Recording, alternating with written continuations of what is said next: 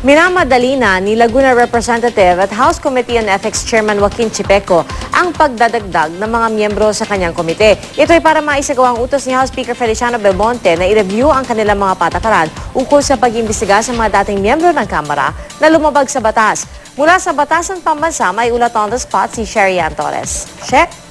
Yes, Pia, kinumpirma ni Laguna Representative Joaquin Chipeco, ang chairman ng House Committee on Ethics, na inutusan na siya ni Speaker Feliciano Belmonte na i-review ang rules ng kanyang komite. Partikular na pinare-review sa kanya ni Belmonte kung pwedeng amyendahan ang Ethics Committee rules para mabigyang kapangyarihan ng lupo na maimbestigahan na rin ang mga dating miyembro ng Kamara na nakagawa ng pagkakamali.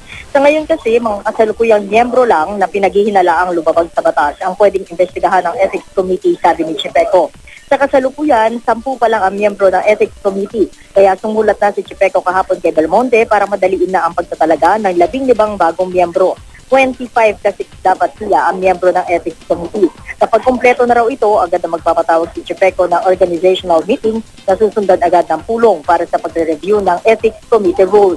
Kahapon, inamin ni Belmonte ang mansyang na idudulot ng pork barrel stamp sa imahe ng Kamara bilang institusyon. Kaya nga raw sige ang paglalagay na reforma na liderato ng Kamara patungkol sa kontrobersyal na Priority Development Assistance Fund o mas kilala sa tawag na Pork Barrel Fund. Sabi ni Belmonte, hindi makikialam ang House leadership sa mga dati at kasalukuyang kongresista na masasangkot o nasasangkot sa usaping ito. 100% cooperation din daw ang ibibigay ng Kamara sa anumang investigasyon na isasagawa tungkol dito ng Ombudsman o alinmang ahensya ng gobyerno. Piya, narito yung bahagi na naging panayam natin kay Congressman Joaquin Chipeco. Existing rules only covers the existing members now, the members of the 16th Congress.